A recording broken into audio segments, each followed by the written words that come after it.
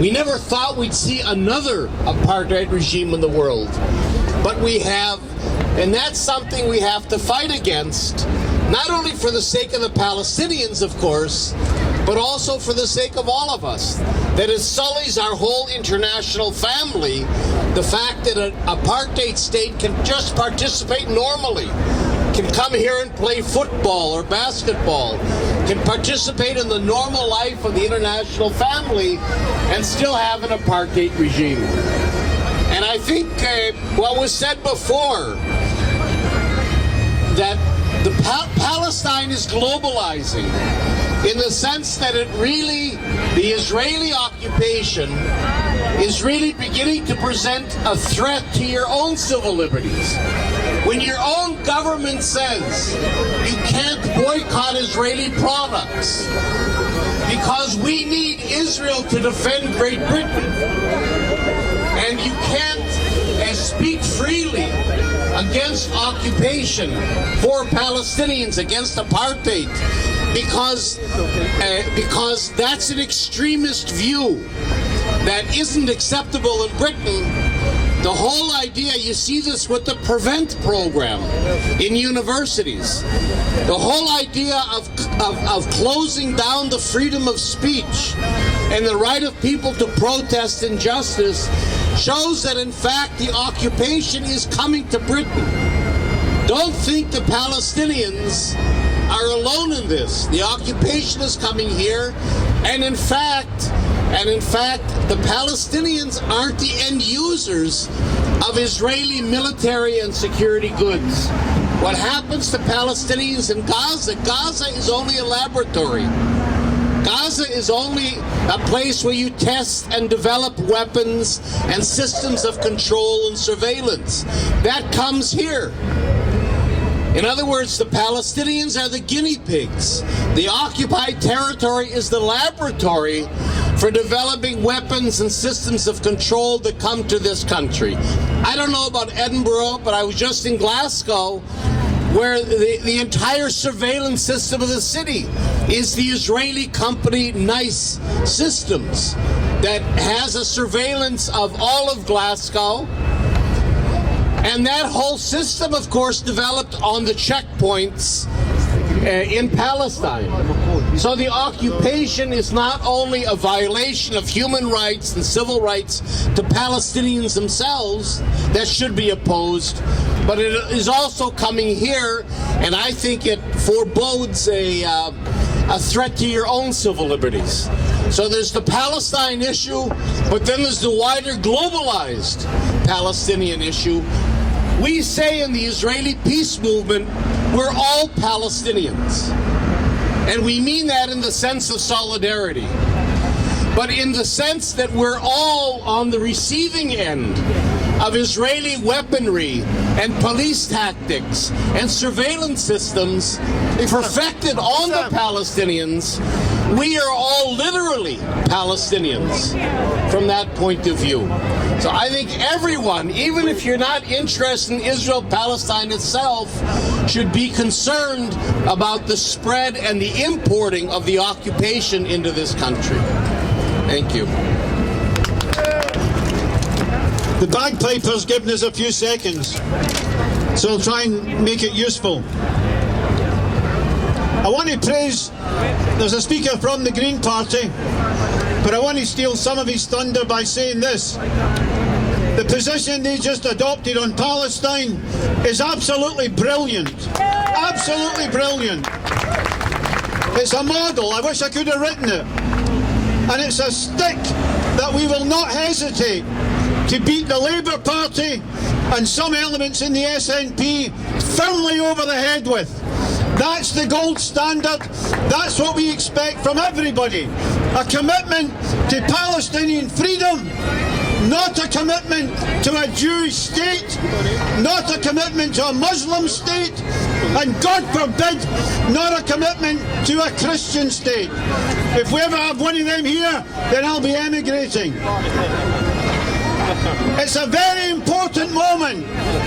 I'm old enough to have been involved in a campaign against the war in Vietnam. And I tell you, before we won, We dreamed of meetings like this. We dreamed of meetings as big as the ones we get now. But what was significant, what drove the whole thing forward in many ways, was the repression. Was in Berkeley University, the authorities insisted there be no more meetings on Vietnam. And the free speech movement arose. And the free speech movement on the issue of Vietnam made meetings of 10 into hundreds and hundreds into thousands. And when David Cameron is trying to muzzle Dumbarton Council, Midlothian Council, Stirling and Clackmannanshire councils, who all have a policy of general boycott of Israel, not settlements, general boycott. If your friend's been attacked by a mad dog, you don't try and file the dog's teeth. You kick it anywhere you can. We don't want a boycott of settlement goods. We want to make Israel realise it cannot continue in the old way. And the policy of these 4 councils is a model for the other 28. And David Cameron is coming for those councils. He's coming to make criminal what they have already decided. And we have to support them. We have to bring the war home. Our methods are exclusively peaceful. We're non-violent, but it's a struggle. A struggle can be violent or it can be peaceful, but it's still a struggle. You have to fight. You have to come together. We need your energy. We need your intelligence. We need you not to come and bear witness when there's a massacre. We need you to put up with us, to meet in boring meetings on rainy nights in church halls and strategize and find out Israel's Achilles heel. Maybe it's Eden Springs. Maybe it's the Edinburgh Festival. But we have to find the Achilles heel and then we have to go for it. And I bring you good tidings that not all of you may know. This is Edinburgh. That's not the good news. I'm an exile from Glasgow, actually. But this is the site of the biggest arts festival on the bloody planet.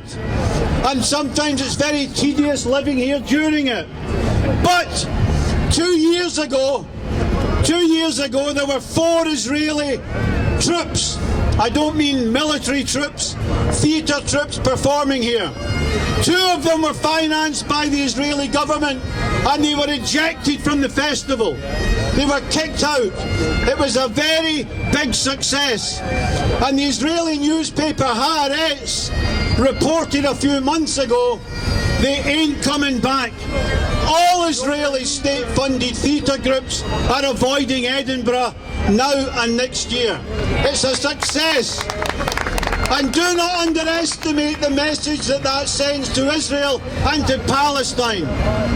You can put up with much murder and internment if you know that people out there are with you. And that sends a message, and we want to send a bigger message. I'll conclude by saying this, if I may. A guy I know very well in Glasgow, Ibrahim Khadra, last summer lost 11 members of his family massacred by a bomb. It was briefly news. The bomb that was dropped on his home in Gaza had a guidance system made in Glenrothes and Fife by Raytheon. Barclays invests 40 million in Raytheon. And we're outside Barclays not because we like the bloody place, but to force them to divest from Raytheon. We cannot go to Gaza very easily. It's a cage, a prison, a concentration zone. But the trail of responsibility for the mayhem in Gaza comes to us. You don't need to go to Israel. Israel's bloody well coming to you. They have a military-grade Israeli surveillance system already deployed in Glasgow. And it's frightening what it can do. In Gaza, in Israel, in Palestine, they use this system to find out people's sexual orientation, whether their aged mother needs an operation, and then they blackmail people to become collaborators. It's a filthy, dirty system designed for malign purposes. It cannot be benign. And it's already operating in the streets of Glasgow, and it's a pilot for Edinburgh and every other city. We have to resist. And it's not just because the people of Palestine are an inspiration. It's because by doing so, we're fighting for ourselves as well. The cancer that Zionism represents, dispossession, colonialism, racism, it is spreading, and we have to take a stand. So it's not just for the noble people of Palestine that we struggle for ourselves. Please join the Scottish Palestine Solidarity Campaign. If you think you're a member, you probably are not. Getting emails doesn't make you a member, it makes you receive emails. We want you to join us and help to write the emails. Thank you. The bagpipers obviously decided he can't compete with me, or maybe he couldn't compete with Mick. I'm really pleased to be here today. The Scottish Green Party had its conference last week, and something really important happened, which was that we passed a comprehensive policy supporting Palestine and opposing Israel's actions in the occupation and more generally.